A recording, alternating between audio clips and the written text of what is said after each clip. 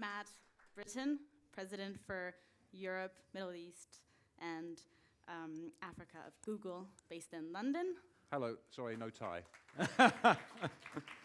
Sorry, tie. I like your no tie. And Thibaut Kleiner, Deputy Head of Cabinet of Commissioner Gunther Oettinger at the European Commission in Brussels. So I am Silvia Borelli. I am a reporter at Politico, which some of you might know is headquartered in Brussels, but I am based out of London. So we'll try to make this chat as informal as possible. We're talking digital single market, so by definition, something quite informal, forward-looking, and still to be developed to an extent, right? So, Mr. Hudak, can I start by asking you, given also your previous position as economic minister of the Slovak Republic, what you think the opportunities of the digital single market might be going forward for Europe, but especially for this region? Mm-hmm. I'll maybe start with a little detour, and the detour is that when I was Minister of Economy in Slovakia, I was thinking a lot, not only myself, but obviously with my colleagues in the ministry and in the government, basically about the question, what are going to be the future drivers of the economic growth in a country like Slovakia? Because we have grown during the 90s and in early 2000, mostly thanks to the foreign investment. It was great, and we are still growing thanks to foreign investment. And thanks to this, we became, for example, as Minister Schäuble mentioned today in the previous session, became the biggest producer of cars in the world per capita, which is a great achievement, and experienced a major economic growth. But you can use this as a main driver only for a certain period of time, until the level of salaries gets too high and foreign investors start looking at some other markets. So we have to look at other sources of economic growth. And for me, this new source of economic growth in a country like Slovakia, which is very open, we have over 80% of our GDP coming from exports. So we are open and exposed to global competition. The source of this growth is in innovation. And innovation has to be the main driver of our competitiveness, and competitiveness is the main driver of our ability to rise salaries, to live better, and also to have social environment and support which is needed. From innovation, I think there is a direct road to digital and to digital market as a way, basically as a construct in Europe, how we want to bring digitization closer to the reality of life in Europe. I think the opportunities are great. Opportunities are especially in utilizing the single market, which is one of the key main values of the European Union, that we have a single market, we have the ability to work across borders and to multiply the ability of national markets to bring a new value, what I call European good, public good, to the service of citizens and industry and economy. So, give you one example, and this example comes from the European Investment Bank. Just 2 weeks ago, we approved a big project. It's called, actually I will look at my notes because it has a specific name. It's called Connecting Europe Broadband Fund. It's a major specialized infrastructure investment fund, which will basically help to support and to invest into smaller greenfield projects. And I think this is where institutions like European Investment Bank can be very helpful to create these European-wide intermediaries, like the Infrastructure Fund for Broadband Development, which then can support small greenfield projects. So this fund should be eventually 500 million. EIB contributed over 100 million into the fund. It also helps to leverage private sector investors. But it is I think, excellent example how Europe, through the digital single market, can leverage the European scope of single market and European players like EIB and European Commission to bring digitization to the local level. What do you think, Mr. Kleiner? What is the European Commission doing to bring this forward? And also, we've heard from the finance ministers earlier, there are some challenges to the single market itself. So the digital single market is a step even further. Where do you see that going? Do you see there might be challenges ahead? I mean, first, I'm really glad that you mentioned this example of the broadband fund. Is also something that the Commission has supported also with 100 million funding. We hope to announce it very, very soon.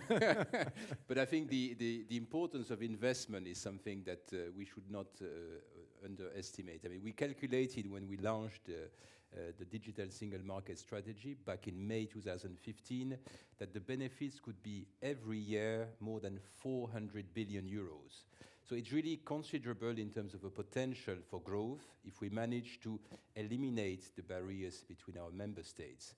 I mean, we have 28 member states, and digital... So far. 27. So far, exactly. This guy's on the way out. And We'll talk about it. for about 30 years now with the single market, we've tried to eliminate barriers in the physical world. But because digital is new and you have new challenges around privacy, around the protection of consumer rights, around all sorts of rules for how platforms are organized and so on, the risk today is that because it's new, member states call for regulation. And when they do it, they will do it at the national level. So we need to be really very vigilant that we do not recreate barriers in the digital world that we have spent 30 years eliminating in the physical world. And I think that's why also the digital single market strategy is so important.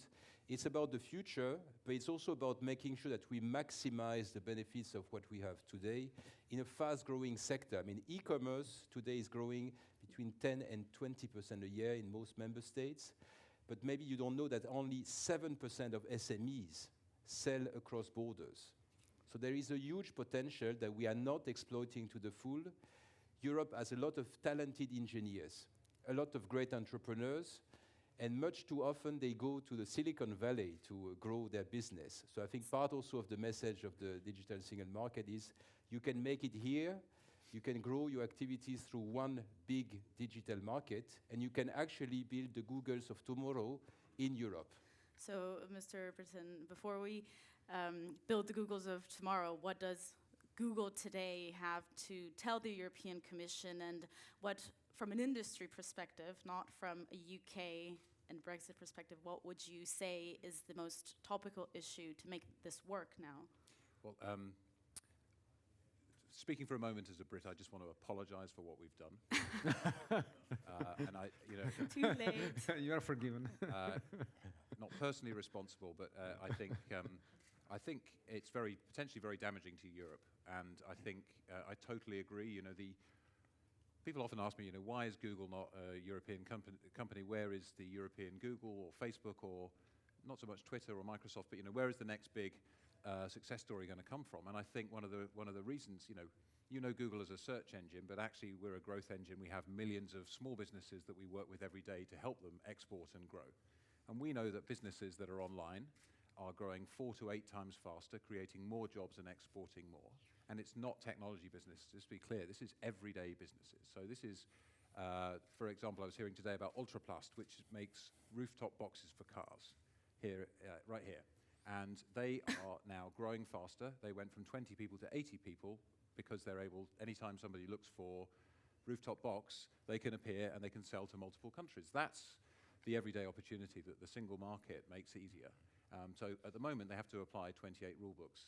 And I really feel that the responsibility on Mr. Oettinger and the team on getting the single market right is a big responsibility for Europe, because it's very easy to say, of course we should have one rule book, but whose rule book do you want?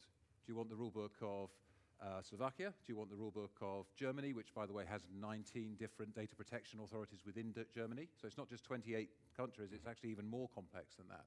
Really big burden. The big picture opportunity, let's just be clear here, is the internet population is doubling from 2.7 to 5+ billion over the next 5 years. All of us on mobile devices, all of them consumers wanting to buy rooftop boxes and produce and wanting to consume great content. And that's the opportunity. And I'd also say, aside from my British view, but in my day job at Google, working across Europe, Middle East and Africa, there's a huge opportunity here in this region. You know, this region is a third of the population of Europe. You produce more engineers than the US. You have 800,000 software developers who are very high quality, award-winning. You know, I was just at ESET, which is one of the world's leading malware and antivirus protectors. They have amazing talent there. So the opportunity to put those people to work in the interests of economic growth and prosperity is an enormous opportunity, but there's a gap.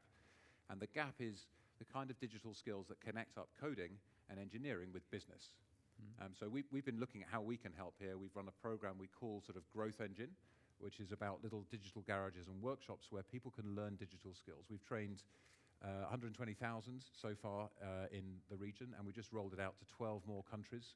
So we're looking in partnership with ministries to try to help provide those digital skills. Now, we're not going to train those people to ninja level, but I think that's a gap that's really important to be filled. And I think the answer to the question, you know, how do you get the next global successes to be from Europe, is to look at that massive opportunity of growth and give those people the opportunity to reach scale across 500 million consumers in the simplest possible way.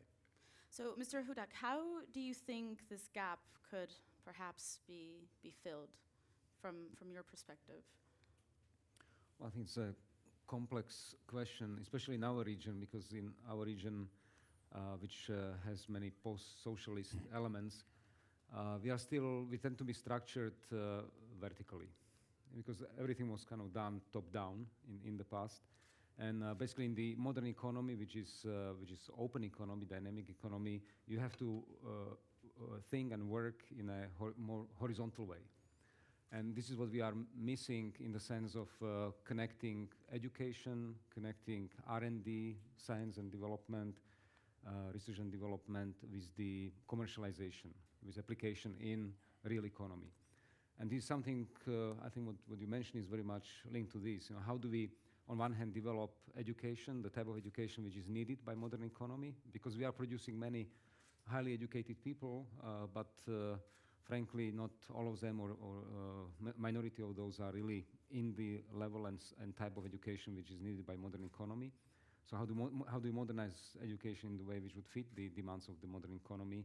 Then how do you establish institutions and focus science on those areas which are really in the modern economy? And then especially, and I think this is the biggest problem, how do you transfer the knowledge and new innovative ideas into the commercial use? And this is where we are in Europe lacking behind Silicon Valleys and this type of areas, that we have very good engineers, we have great scientists, they have good ideas, but they are not able to implement these ideas in Europe, and they have to go elsewhere. I would like to say, I'd like to be a bit more optimistic than you on that. No, so I'm just giving the kind of bad side. Of course, there are many good examples. Economist, yeah. Okay, I'm an economist, so I have to balance, yes. But to finish on the optimistic side, for example, what in Slovakia we have started doing is to create innovation clusters.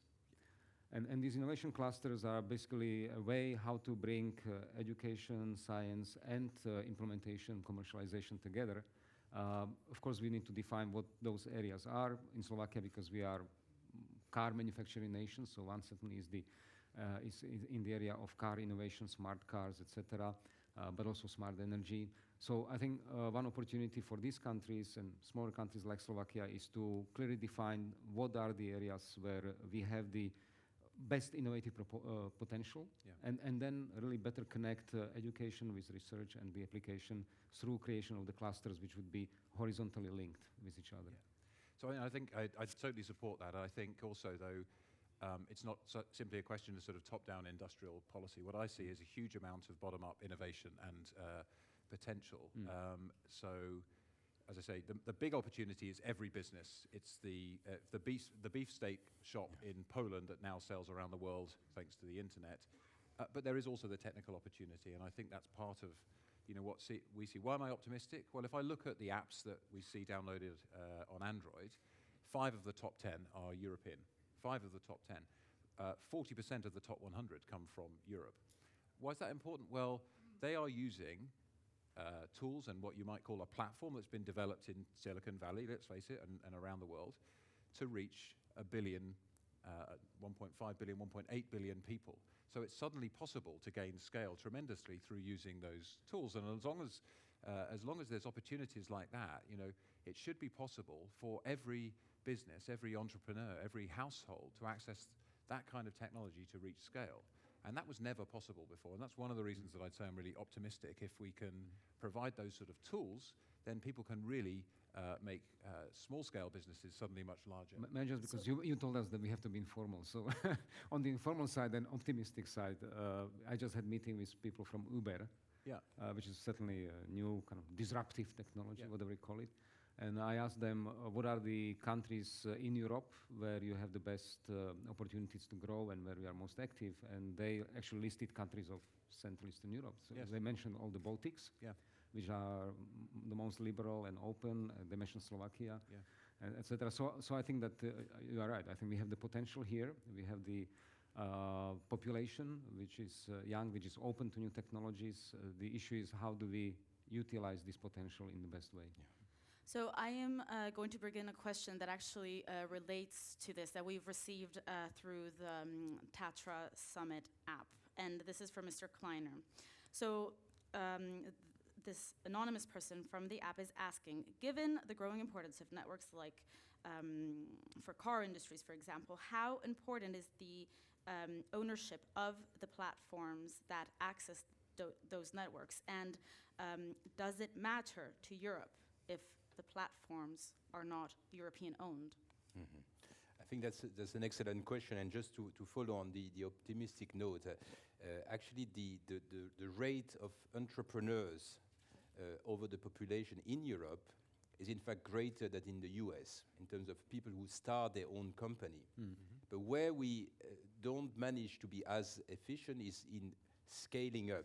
And in Bratislava, actually 1 month ago, there was the summit there on the Digital Assembly, and the Scale-Up Manifesto that was presented to Commissioner Oettinger to actually tackle this problem, how to go from very rich communities of startups to the scale-ups and those that will win. And to your question, I think that's exactly what we are also looking at, the importance of platforms, because at the end of the day, I mean, one view is that platforms are just facilitators. They are enabling, app developers. They are developing new services to emerge.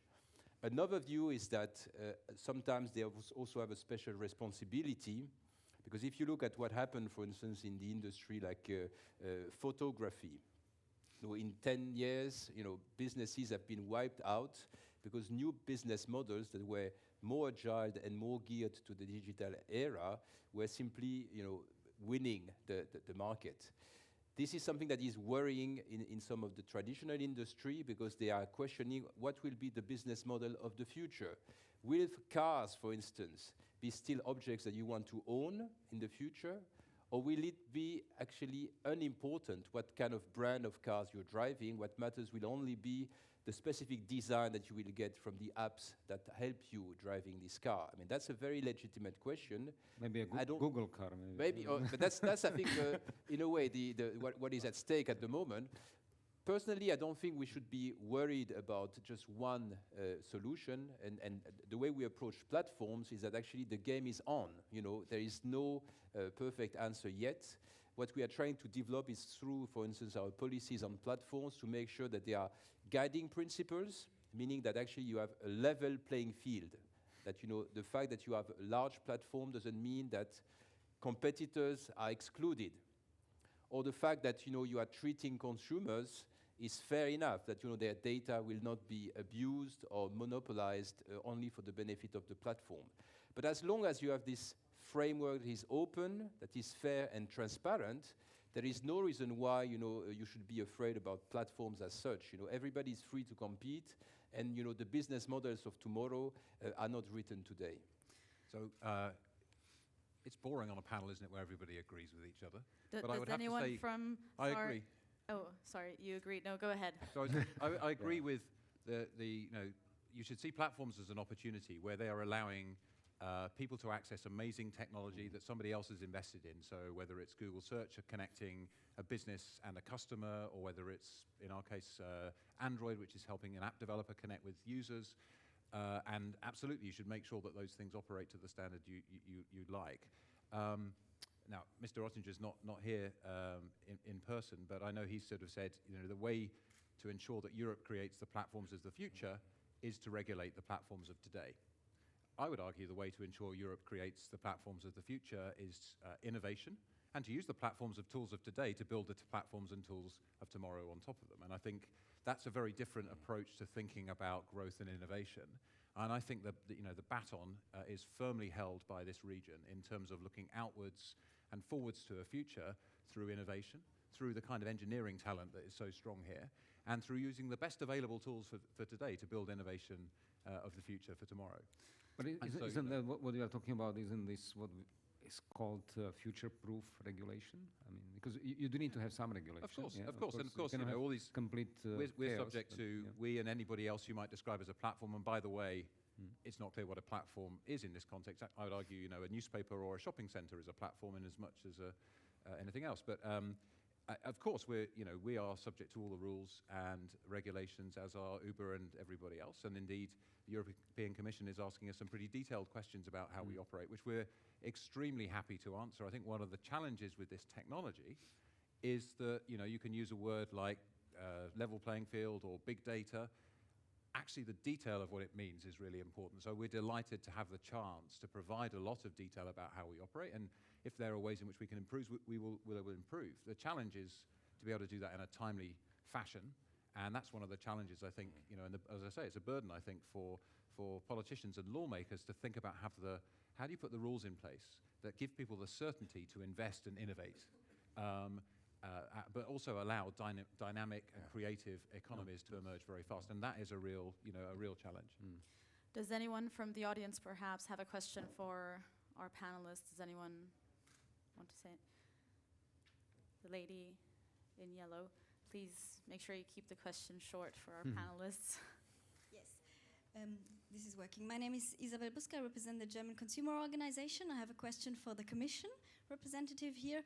Matt from Google just said we need to make sure companies have access to 500 million consumers. I think this is already so. If they want to sell in 28, soon 27 member states, they can do so.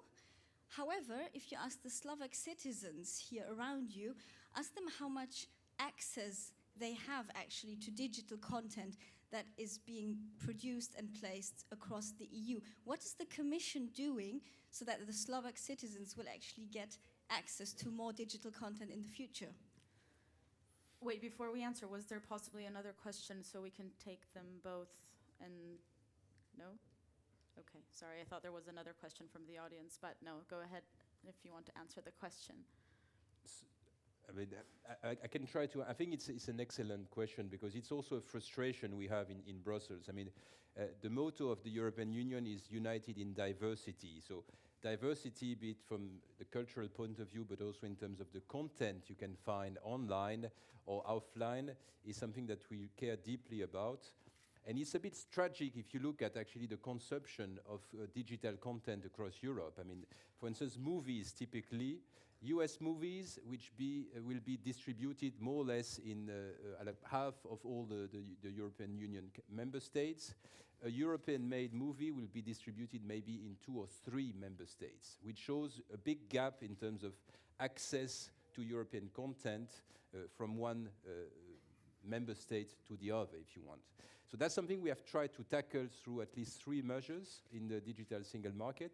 The first one has to do with the access to content, so trying to prevent barriers in terms of geo-blocking, for instance, which is a measure where you don't manage to access the content because the website drives you to another place. Another measure was a proposal which is currently under discussion, and that's the portability of content, so that when you have bought something in one country, you can keep it with you even if you're traveling across Europe. And a third measure, and maybe the most important, has to do with the copyright proposals. So there very concretely, and also in the audiovisual rules, we are supporting the creation of video-on-demand platforms that will provide pan-European content, for instance. We are also supporting new types of licenses that will be pan-European from day one, so that the same content, you don't need to negotiate 27 or 28 times, but you can directly distribute across European countries. Finally, in terms of the e-commerce itself, through the geo-blocking and this proposal, we are trying to make sure that whenever you want to access a website and when you want to buy digital content, this will be possible. Because when you go today, in Slovakia, I came from Brussels this morning, if I go to a shop here in Bratislava, I will be able to buy some good. But sometimes if I do that from my living room through an e-commerce site, it's not possible. This is not acceptable, and that's why we want to tackle these barriers.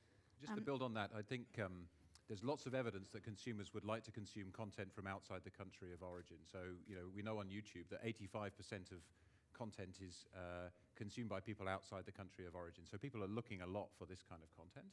And actually, of course, we're now in a world where you don't have to be a professional content creator to be able to create amazing content and share it. So I think there's a huge opportunity here, and I think you're absolutely right about how do you get the balance. You really want to protect copyright, because as a principle, to be able to earn a return on your creativity is important, but you also want to create more fluidity there. And I think one of the challenges here in the rules is, we built on YouTube this technology called Content ID that allows anybody who's created content to go online and see, are there copies of my content out there, identify them and either take them down or leave them up or monetize them or decide where they want it to be viewed. And actually, 90% of people who go online and claim their content leave it up, because it gives them control and it gives them an opportunity for that content to connect with fans all around the world. So I think with the right kind of rights protection combined with what new technology can do, we can create benefits to consumers and content creators. But it's a tricky path to walk. But again, I would be optimistic. When I see what people are doing creatively and how people are consuming content today, I think there's a huge opportunity for Europe's content creators to be successful.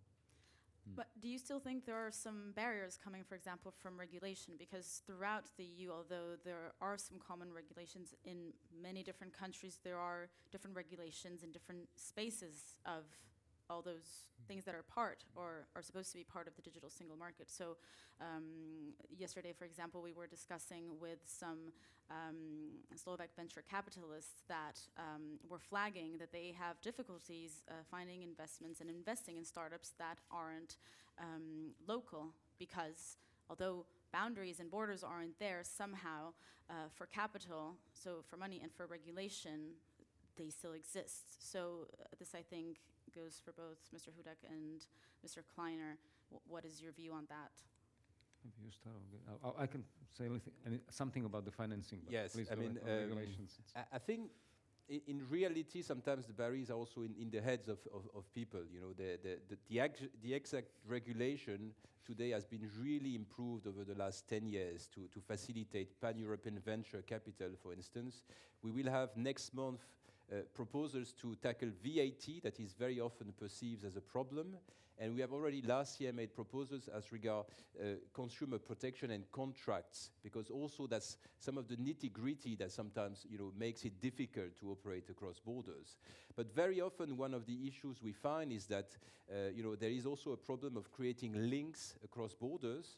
And that's why the Commission has launched 3 years ago with partners including, by the way, Google, Microsoft, but also a lot of telecom operators, an initiative which is called Startup Europe, and that tries actually to link various local ecosystems so that you think big from day one and you don't feel restricted by your local environment. So very often I think that the barriers, we are trying to tackle them, but sometimes they are overstated compared to really the attempt to doing it and to finding networks across Europe. Maybe on the financial side, several things. One is basically how do we provide support for innovative people along the cycle of the development. Yeah? So there is a startup which needs some angel investor, seed capital, etc. Then it goes into a scale-up where typical venture capital type of institutions and investors come, and then goes further to normal SME, small medium enterprise. And in a way, in Europe, we are lacking this kind of full scale of investors and also in way regulations for these markets, which would be kind of pan-European, and I think this is something we need to work on.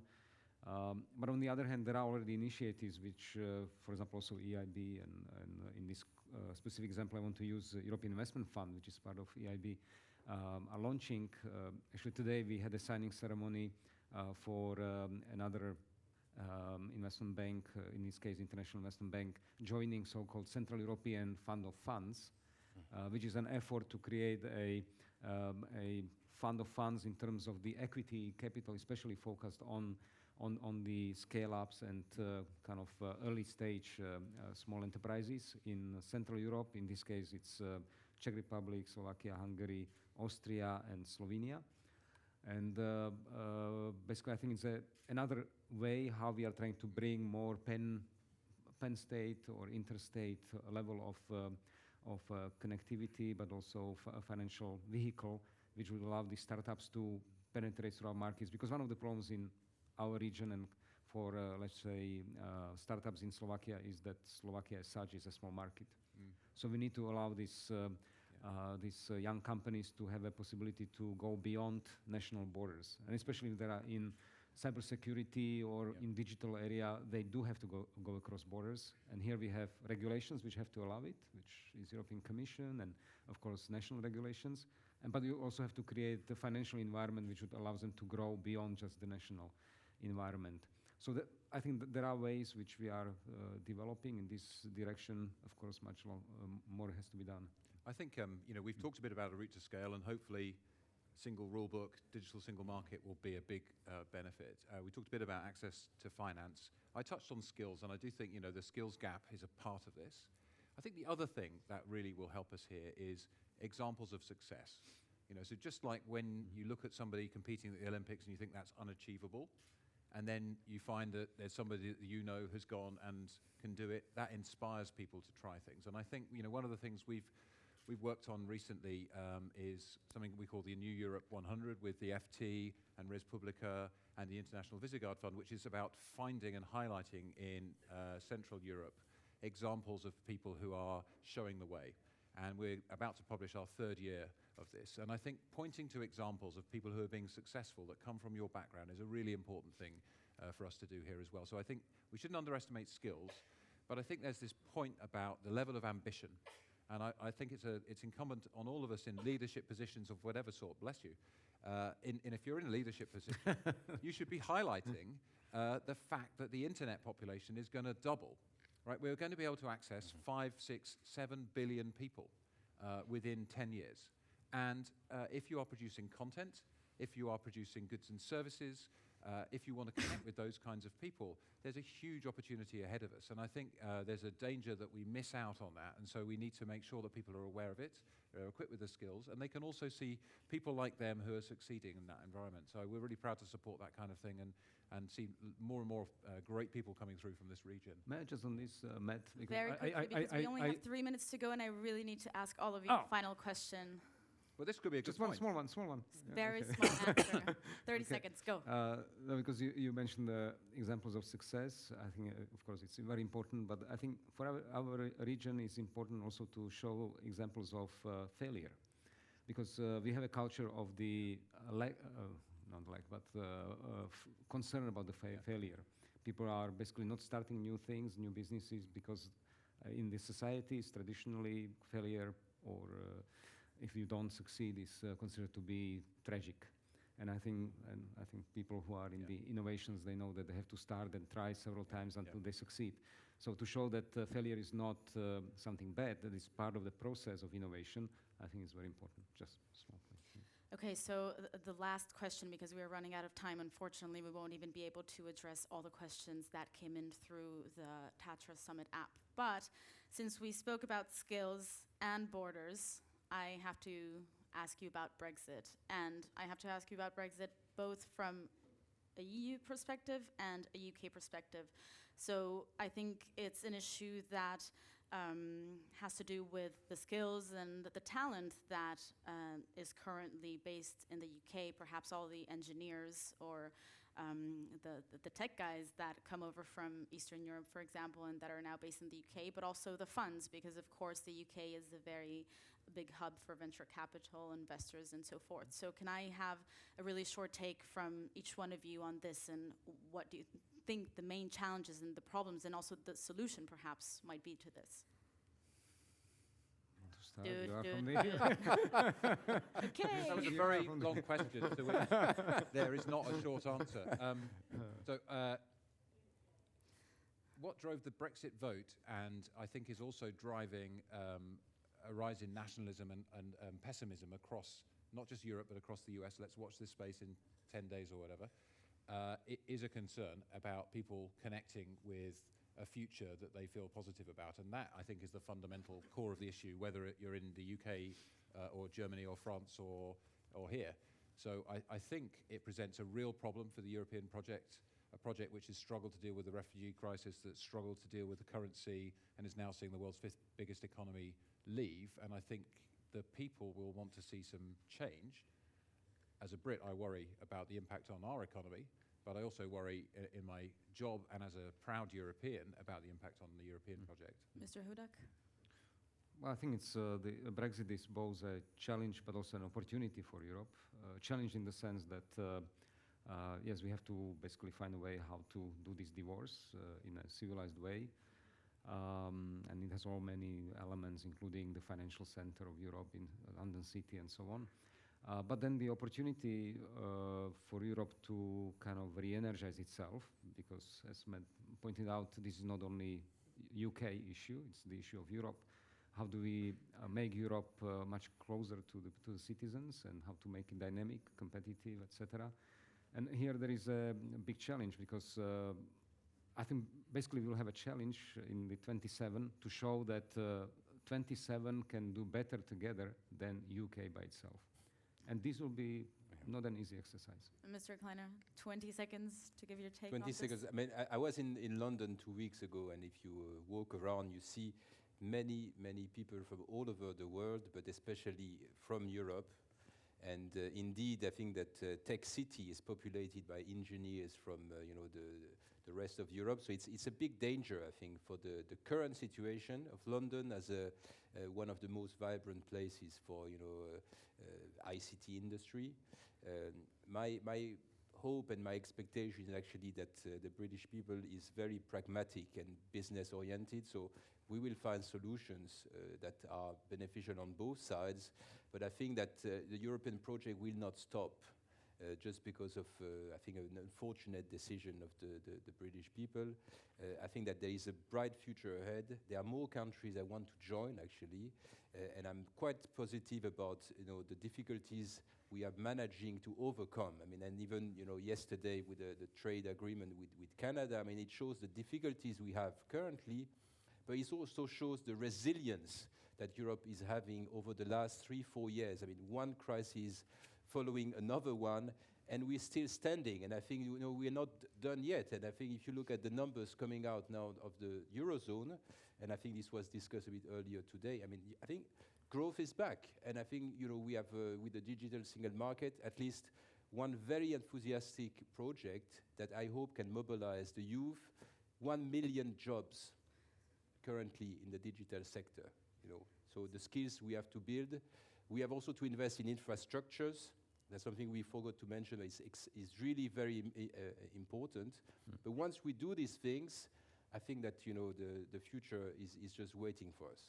Well, on this optimistic note, I think we have to close it because unfortunately our time is up. So gentlemen, thank you very much. You've been great. It looks like no one fell asleep. So thank you very much. Very lively panel. And thank you, ladies and gentlemen. Thank you for following. And refreshments are outside. Please be back in your seats at 4. Thank you also to everyone that followed online through the Tatra Summit.org website. Thank you.